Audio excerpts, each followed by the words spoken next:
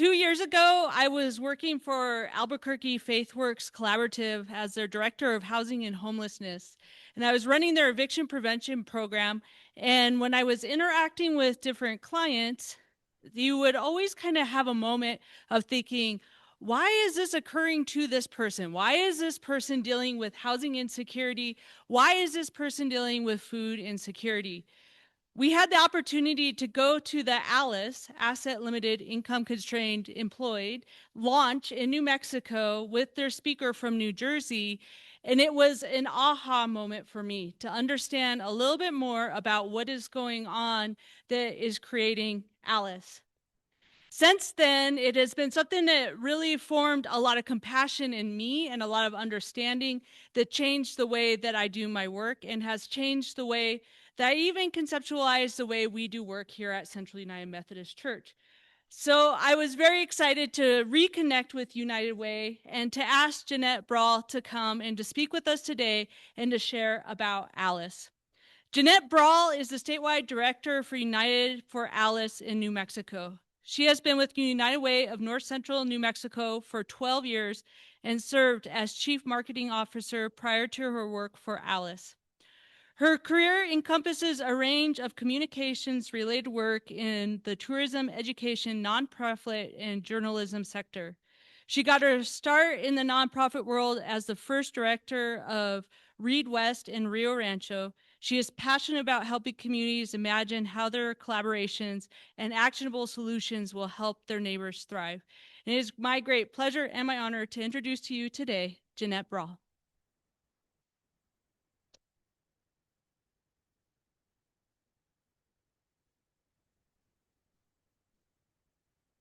Thank you, Abby. Thank you all here in the room, and thank those of you who are watching virtually. I really appreciate the opportunity to come and talk a bit about something that now has a bit of a name, and that is ALICE. So I'm going to give you some context for what this whole project is about. I will let you know what United Ways and our partners are doing, and then we'll talk a little bit about hope for the future. So I'm going to advance this. This is a great setup. I love this whole space. It's really terrific. So who is ALICE?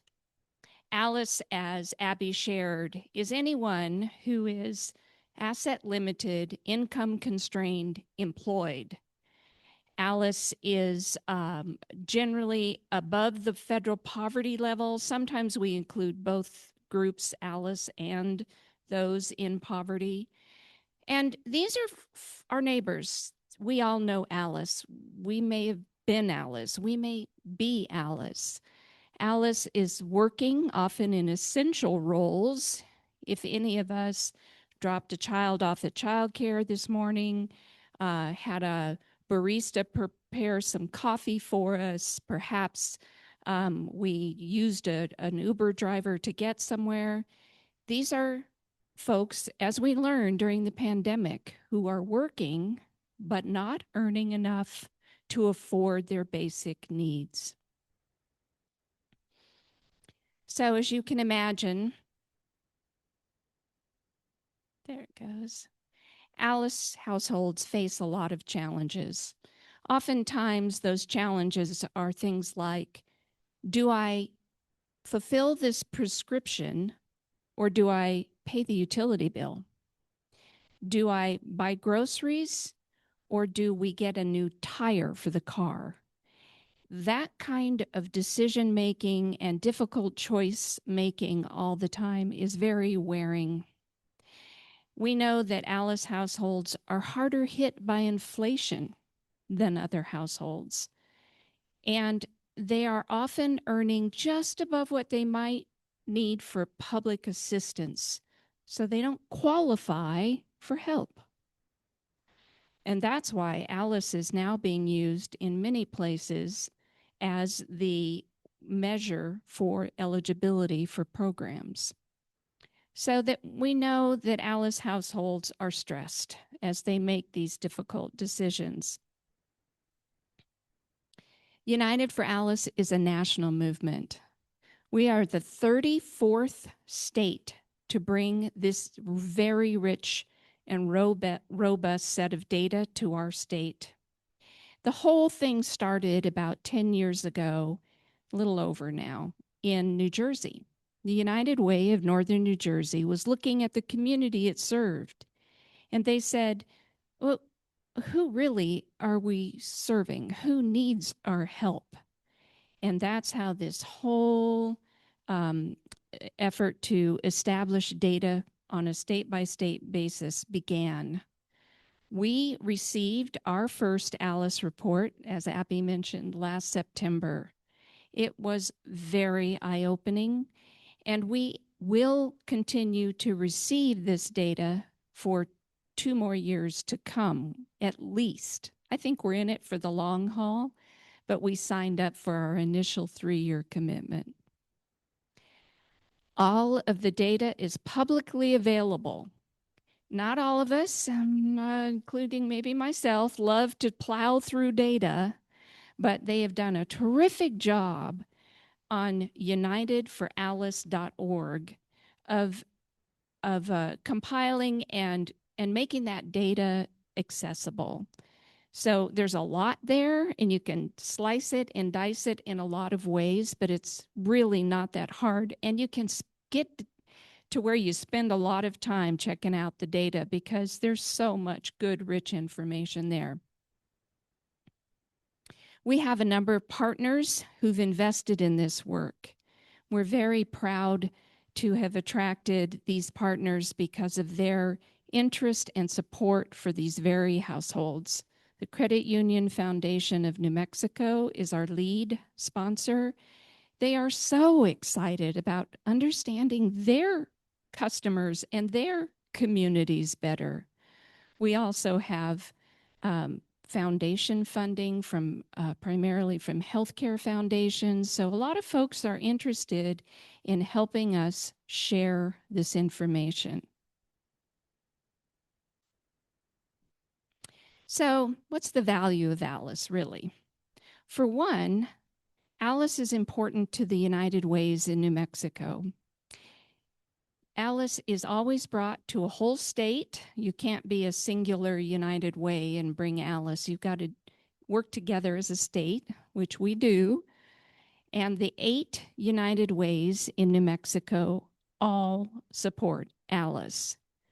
And really, ALICE allows our United Ways to continue what we've been doing and to develop new potential and new possibilities for partnerships and other work to come, because we want to deepen our impact.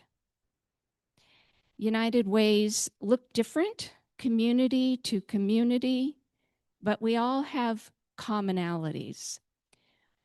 ALICE is a statewide program, and there are 2 other United Ways statewide programs. One is the 211 helpline, which anyone can call, like 311, 411, or 911. You can dial 211 and be connected to a navigator who will help access resources. So it's a help information and referral line.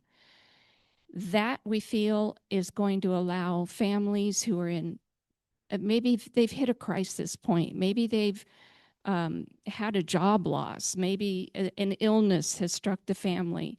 It connects them to resources that they need. Another statewide program is Tax Help New Mexico, which is free tax preparation. It does have some income eligibility, but it is a primarily volunteer staffed effort. And it means that folks who need to pay their taxes can go and access free tax preparation. And you can learn more about that at taxhelpnm.org.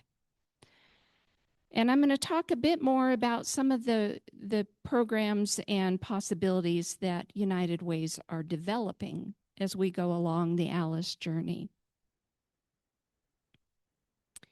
I do want to tell you that without the folks on this screen, we would not have the same understanding of ALICE data. Each state is required to pull together a research advisory committee. It has statewide representation, and these are the folks, and most of them are researchers with long experience in this kind of data world. They review, and I mean scrutinize, this data. So before the data is released to us and to the world, it is first reviewed by these folks, all volunteers, who are giving their time to ask questions about the data, to make suggestions, to really look at the data. Does it really reflect the nuances of New Mexico? Is it data that is right, feels right? Has it been triangulated? Is the methodology sound? These are the folks who ensure that. We owe a debt of gratitude to them, primarily to the chair, Gabe Sanchez. Dr. Sanchez is at UNM and has cheerfully stewarded this group now for the second round of review. They're very important, and we appreciate them. Here's the headline. Almost half of us, 46% of New Mexicans all across the state, are either in poverty, that'd be 17% of us, or considered ALICE, again, asset limited, income constrained, employed. That's 29% of us. That's a lot of folks who are struggling paycheck to paycheck in all kinds of occupations, all ages. This cuts across everything. I'm going to talk in a minute a little bit more about how we arrive at some of this data. But I think it's compelling that 46% of New Mexicans are having a hard time. I took a couple of counties just to give you a snapshot of the differences geographically. So both Lee and Valencia counties are rural counties, but they're different, right? They're still their own communities with their own set of circumstances. Every county in the state can be viewed with this snapshot. You can get to the United for Alice page, you can go to a county choice, and you can pull up a particular county. You get this little snapshot, and then you get all kinds of data after that. And this just shows that across our state, and I didn't put any very urban counties in here, but Alice is in every county. You can also dial this down to the zip code level. And I think that is very compelling, particularly for our nonprofit partners who serve neighborhoods. So how do we call a household Alice? Well, it's predicated on local costs, actual costs locally, not a national average, not some other state. These are New Mexico numbers that are used to determine who falls under this ALICE designation. Some of these kinds of calculators, and there are a lot of them out there, there are a lot of organizations interested in describing people who are working and have needs. But often they're limited to housing and food, or housing, food, and transportation, or childcare. Childcare is often an indicator of someone's financial wherewithal. But the ALICE household survival budget uses 8 items as the measures.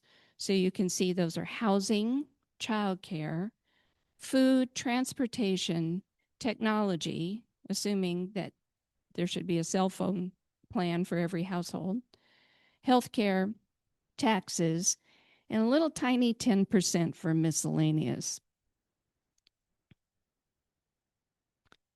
And then we stack those costs up against earnings, wages, and wages do matter. In this example, we're giving examples of two common jobs, a personal care aide and a stalker, a grocery store stalker. And as you can see, if you added up their housing costs, this is the statewide average, by the way. This would look different county to county. But in the state, if you added up their housing, childcare, et cetera, et cetera, et cetera, they need about $90,000 if they have two children in childcare. See that baby blue band? That's childcare. Childcare costs are extraordinary. And we know that we're not alone as a state in that, but we have hope. We have hope because our state has elected to recognize the burden of childcare costs for families and has enacted universal childcare. We won't see that show up in the data for a bit.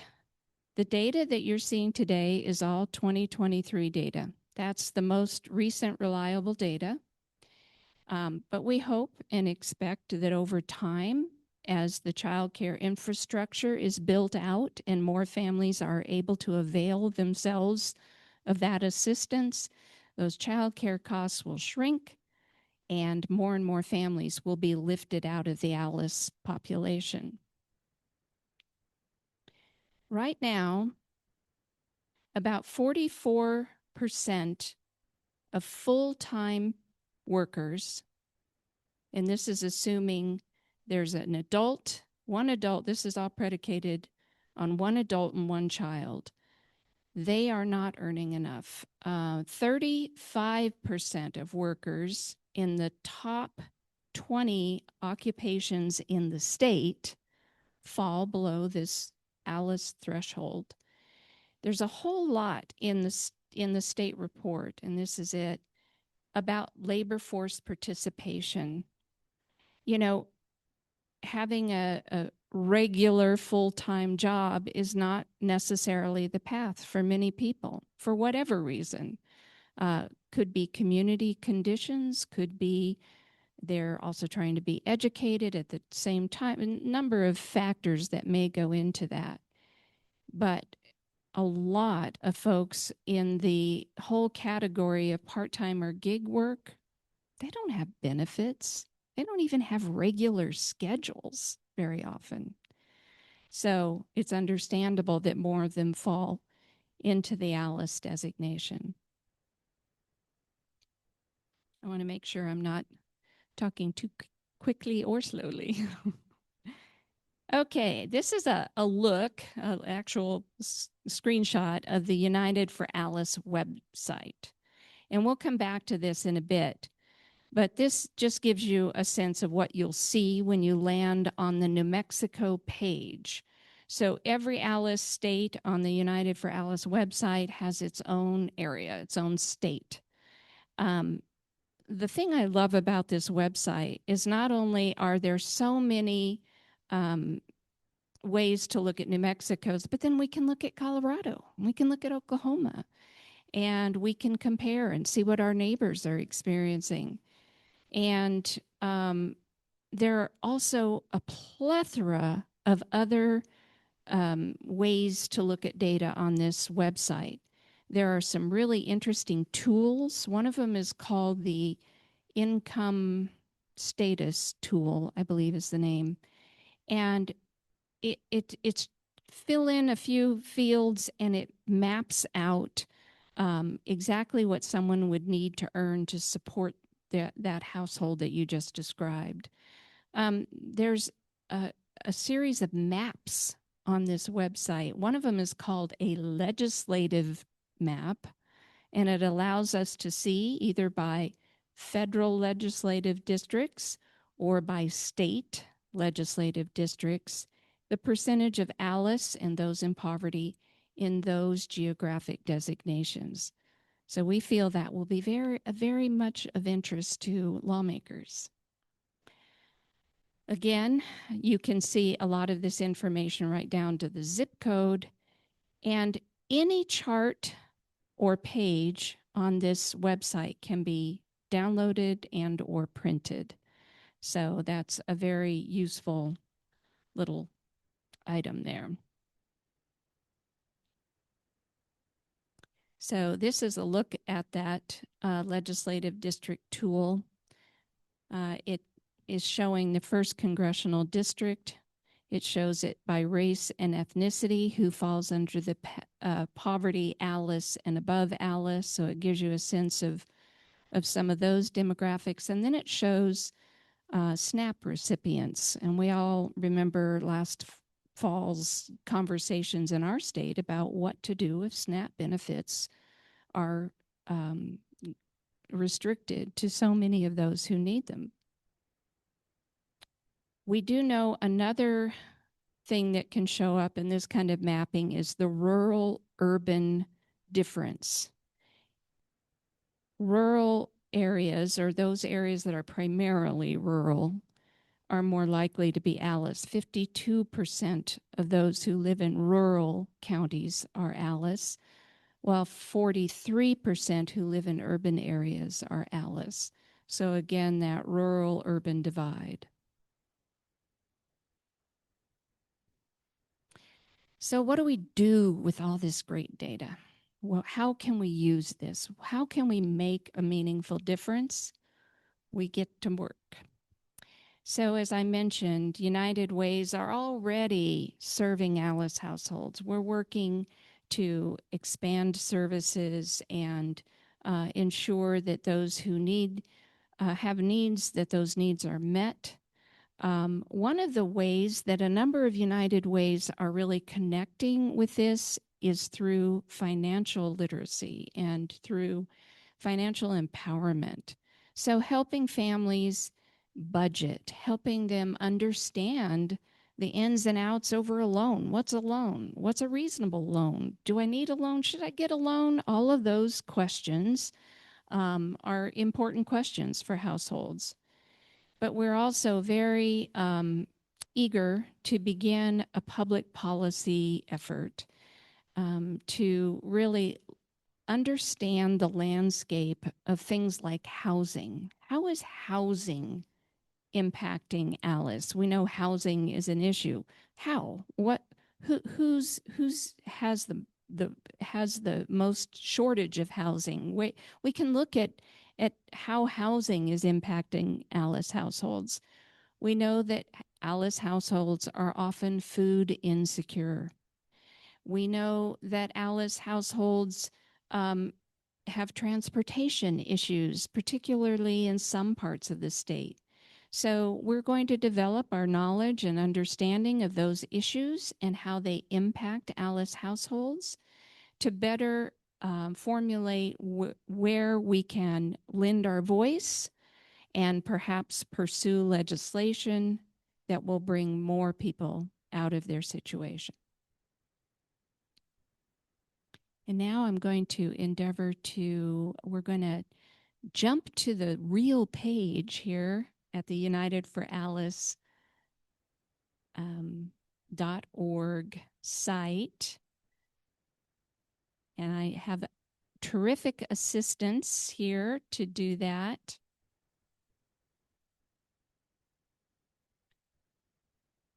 I'm getting a thumbs up. Takes a second. There it is. There's the real deal. So as you'll see, when you go to this page, and I hope you will, even if you spent 10 minutes there, you'll learn a lot. On the left-hand side of the page are these tabs.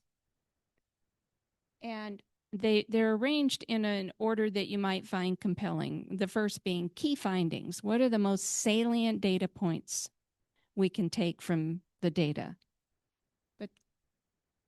And he maneuvered to key findings to show you that it looks a little different when you go there. And so that starts with the big numbers and the big statements about ALICE in New Mexico.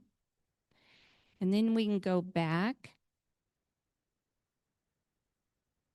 There's items like the costs basics, and that compares cost to the consumer price index, which I need to do some more learning about that, but this is where we know that inflation can show up for families. Costs over time are just that. How have food costs and their costs going up, how has that increased or decreased Alice households in our state and other things? The demographics are age. When we brought age, race and ethnicity, household type, uh, when we brought United for Alice data to the state and the United Ways first looked at it, they were all sort of like, what are we looking for? What do we need to know from our data? And United Way of Eddy County said they looked at their data and what jumped out at them was the number of households with people 65 or older and how many in their county are Alice. And they hadn't really thought about the impact of financial hardship on older households. And it was a whole new thought process for them. It's a whole new way to look at how they can help that population. Good job. Alice, and the labor force is all about that labor participation rate that I talked about, who's working full-time, part-time, gig economy, not working. It has a lot of information on that. And then it goes deeply into the different occupations that are likely to be Alice. And as you might imagine, a number of them are those who care for people. There's a long chart, and I didn't print it out. Let's see if I can find it really quick. But the types of occupations that you might find that are more likely to be in Alice are in here somewhere. I'm not going to take time to look at it, but it is on that website, and it is interesting because it's a roster of a lot of occupations that are likely to be Alice. But that doesn't mean Alice doesn't exist outside of those occupations. Alice can be in businesses that we might not expect or anticipate. There are trends in hardship, so that's just data over time. Those charts show from 2010 to the current time. County reports, and then something called indicators of well-being. And we don't have a lot of indicators yet, but we are going to be able to populate that tab with things like rent burden. How many Alice households are paying more than a third of their income toward their housing? Or there might be healthcare indicators. Because we're newer to Alice, we don't have those indicators of well-being just yet. I think the only one on there is internet access, but those are coming. And at the very top of this page is our 2025 report. It's a 34-page report, chock full of charts and ways to understand Alice. There's that print and save option that I talked about, and then you can even get the data on a spreadsheet. And then at the very, very top of the page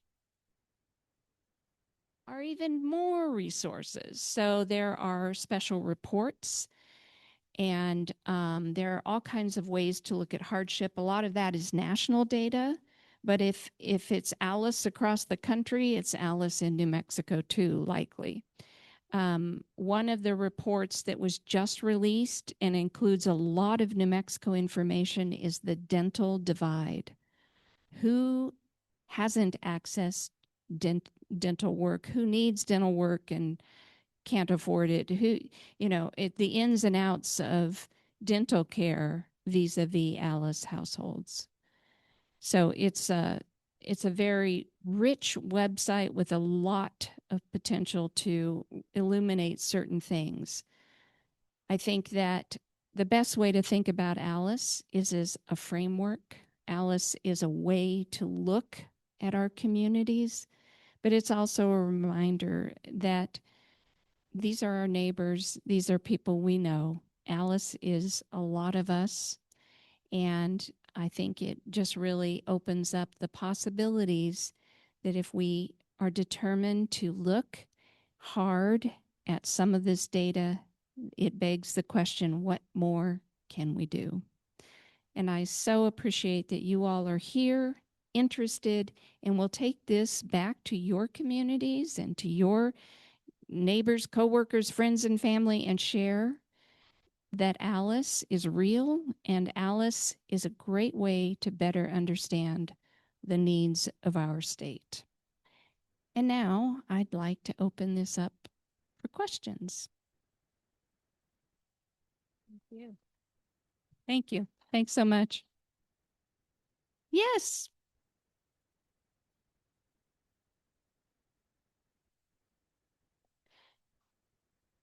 Yes.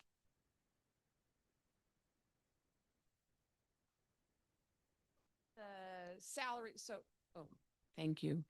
In a recent survey that we did, 93% of the staff who work in higher ed were full-time, and something like 42% were food insecure.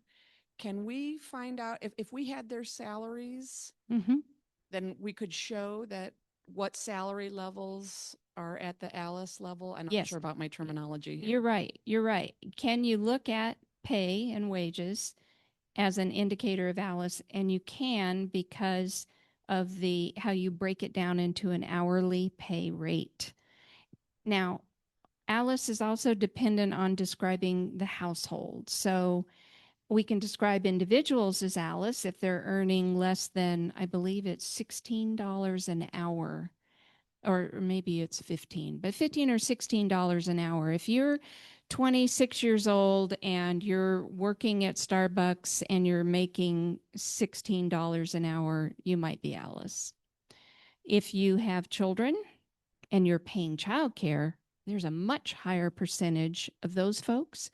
But because Alice is predicated on those costs in a locale, you can look at someone's pay vis-a-vis the costs of living in that geographical area and figure out at what pay rate they are no longer Alice.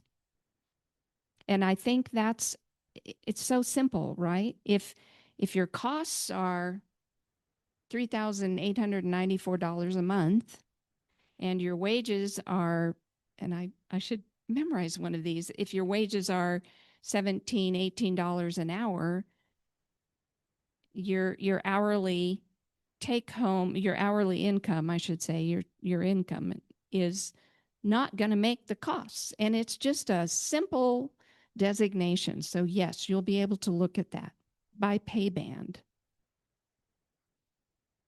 Other questions? Yes. One of our online participants wanted to know if you could further clarify perhaps the percentage of impact that might be reduced for once the universal child care is instituted and people have access.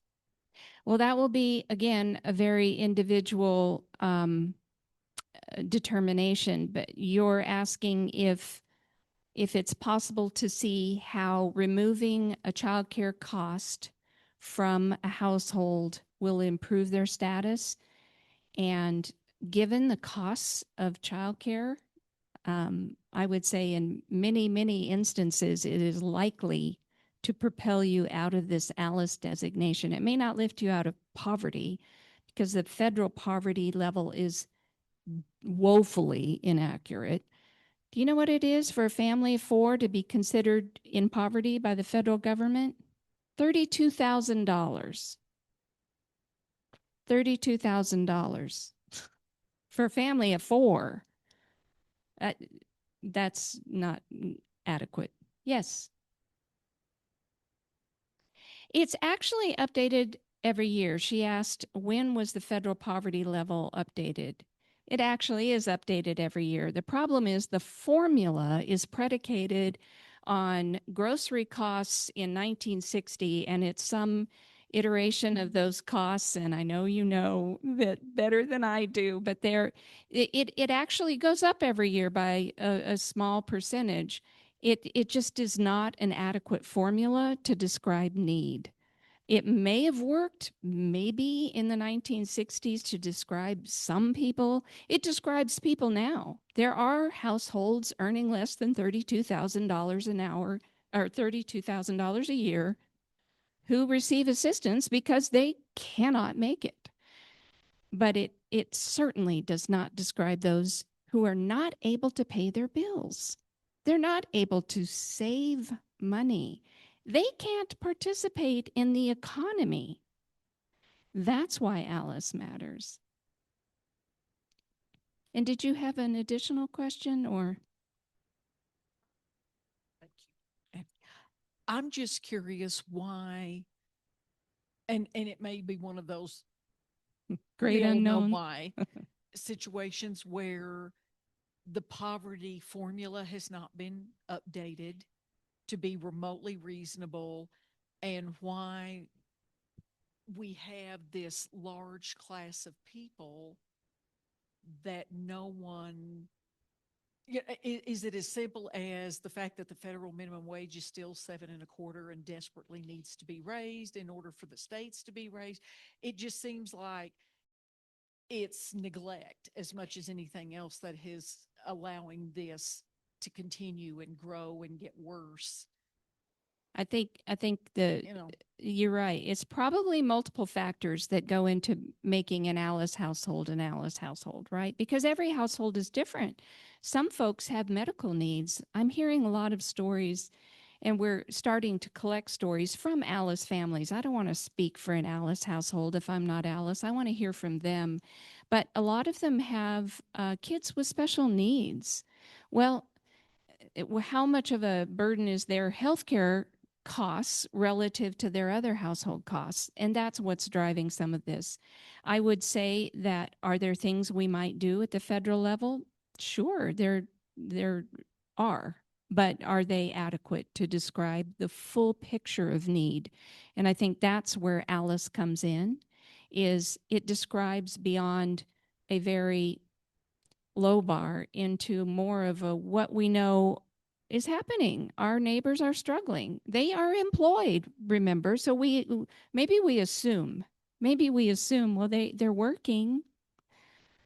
That may not be enough. thank you. Sure. Did we have any more questions from online? Okay, no. Oh, but we have one here. Yes. Hi. I'm wondering if how should we understand the relationship between Alice and an affordable wage? Again, we're going to look at those 8 elements per household. So we've got to know how many folks are in that household, how many folks are dependent on that wage. Is it a parent and 2 children? Is it a single mom of color and 2 children? Because that's 72% of those folks are Alice. Or is it 1 adult and 1 child in school? So then we have to know the costs that they're encountering. So what are they paying for housing? And those costs that are assumed are based on things like USDA data, census data, U.S. Department of Transportation. A lot of different data sets feed into this. And it's a very conservative budget. But at the end of the day, the budget is what it is. In Bernalillo County, you need, I think the numbers in the report are something like, it's something like $1,900 of rent for a family of 4. That sounds not enough for some families. That it's probably some families are paying more, right? But you add up all those costs, you look at how many people are in that household, and then you look at wages needed to support that. And there's a chart that says if you're earning below this, you're going to struggle. I hope that answered your question. It's so individual, but it can be sussed out in this data.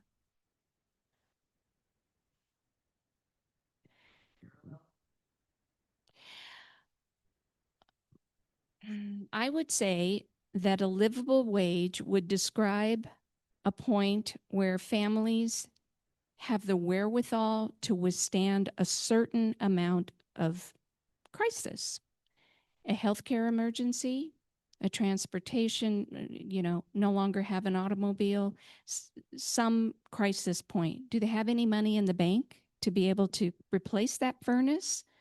Are they able to recover, or are they going to be homeless in 3 months because they're going to get further behind on their rent? So livable is a bit of a floating descriptor. I want all my neighbors to thrive. One more question. Oh, I just have a comment because I think we were talking about like what is an Alice family, and you didn't want to speak for an Alice family, but I'm an Alice family personally for sure. I work at C&M and I make like $58,000 a year. It's my salary, but with taxes and everything like that, it doesn't really turn out to be that much. And I did, try to improve my life. I was a teacher for 10 years at a school where I was making like $42,000 a year. I'm a single dad, a person of color. I am, I tell people all the time that I know personally myself, and I know a lot of people I work with. I'm the manager of student basic needs at C&M, so I work with a lot of students who are going, we give supports and things to them. And I know that the clientele that I work with and myself specifically, I'm, one incident away from being unhoused. Or I'm closer to being unhoused than I'm being a millionaire or somebody stable in a stable situation. So I think there's a lot of like systemic things that we all know that are happening that we can change, and policies that need to be changed. Like I really tried hard to get into housing at the Sawmill District. I had somebody who really wanted to give me their house and sell me their house, but I made $200 more than I needed to make to be in that space. And I tried so many things to do that I could do to get into that house because I was like, oh, I can get a house for my family. That'd be great. Or for my son and I, but it just didn't work. And I was like, why isn't there any flexibility with those kinds of things? There's so many people who, as this report's coming out, like you're saying, and I think it's great now that we have data. I know that the field that I work in, I see it every day. I live it every day, but talking to people who aren't part of this or aren't seeing it, it's a shock for them. And and I'm grateful because everybody that I've interacted with in these communities, they get shocked and then they get shocked into action, which is so nice because I know that they want to help because they're caring, kind, loving people. But yeah, I just wanted to kind of give that comment of like, Great. I am that family. I am, You are Alice. single dad. I am Alice. I'm, doing my best, but there's so many systems in place that are still, inaccessible to me. Even though I make a certain amount of money, I still am struggling all the time and, need to worry about bills and food and my child and things like that. And So, costs go which direction? yeah, they go up. My salary doesn't go up and like hardly ever does it go up, and costs go up. all the And time. you're Alice, despite your hard work, despite the fact that you're working, helping others. Yes. And that is the point, is that this is not about the lack of effort. This is about, you said it, systemic issues, right? This is about the systems, how they're designed, how they're perpetuated, and the fact that so far we seem to be okay with the idea that some of our neighbors are just struggling. But as we see from bringing Alice to so many states, a lot of people do want to reverse that trend, fix that problem, look at those systems. And I hope that's what we'll do in New Mexico for families just like you. And by the way, nonprofit employees are 23% of the nonprofit sector are Alice. Yeah. Anything else? And I'll stick around for a minute. Oh, we got another question. Great. Hi, I'm Cheyenne. I work with Hi, the New Cheyenne. Mexico Black Leadership Council. And I wanted to ask, since this data has been published, are there any programs that have been implemented in New Mexico? There have been some fledgling new efforts, but since we just got the data in September, nothing of huge note. We're working on a few things for sure. United Way of North Central New Mexico will be piloting a financial empowerment center in Santa Fe. We're going to start it there because the need is there. Even though we think of Santa Fe as a wealthy city, there's a great deal of need. A lot of Alice households That's going to be an initial effort. I think what's happening is that a lot of the smaller United Ways are recalculating the eligibility for their emergency funding. So a community that comes to mind is the United Way of Eastern New Mexico in Clovis. They know that every winter there are going to be a bunch of requests for funding for space heaters because they don't have heat in their homes. So they're looking at expanding those programs. So I would say what we've done thus far is more about scrutinizing the need, looking at how we already might be responding to the need, increasing some of our efforts, but there are new efforts to come. We're working on ways to look at debt and medical debt in particular. That's a real problem for a lot of people. You know, when you have debt, your credit scores go down, your ability to get a loan go down. I mean, it just snowballs. So we're looking at that. We hope to have the ability to announce some more major kinds of efforts later this year. But it is important that we not take our foot off the pedal because the need is so great. Thank you for that.